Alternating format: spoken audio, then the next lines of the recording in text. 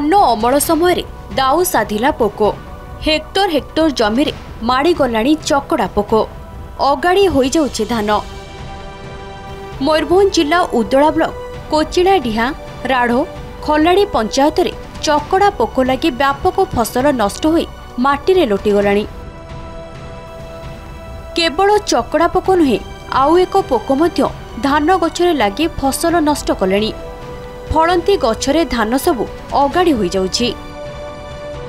धार करज बैंक रु ऋण आनी हेक्टर हेक्टर जमी सुनार फसल फलाइथिबा चाषी एबे किपरि ऋण सुझिबे, परिवार किपरि प्रतिपोषण करिबे ताकू नै मुंडरे हाथ दे बसिछंती।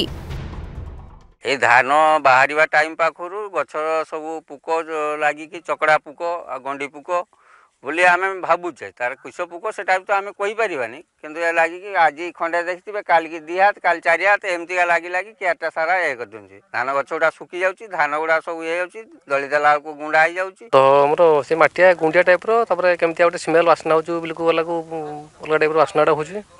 गछडा देखला को होले कि देखला को मोर सब कोला हेछि आस्ते आस्ते मरी जाऊँ धान नष्ट हो टाइप्र किसी लोन आनिक चाषबास होता आशा भी रखिलु कि अमल हेल्ले बिकी भांगिकी लोन सुझिकी आउ कि अलग छुआ पाठ खर्च करूँ तो से तो आशा भी ना मरीगला। चकड़ा पोक लगी हेक्टर हेक्टर जमी होइतिबा धान चाष नष्ट हो गलानी।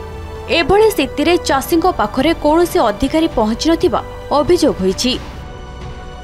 अन्यपटे सरकार तरफरु क्षतिग्रस्त चाषी को क्षतिपूरण जोगाई दियाजियो बोले कहिसेंती जिला कृषि अधिकारी। वर्तमान 3 एकर पाखापाखि एमती मोर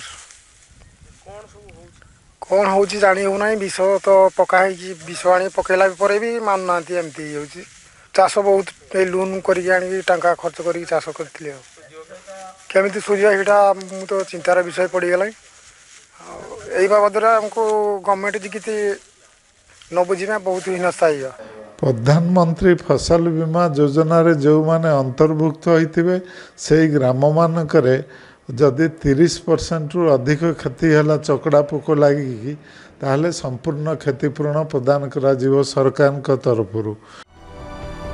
कृषि अधिकारी ग्राउंड रे पहुंची स्थिति अनुधान करी चाषी को क्षतिपूरण जोगाई देबा जरूर होई पड़िछि। उदलारू शशिकांत मिश्रଙ୍କ रिपोर्ट नंदीघोष टीवी।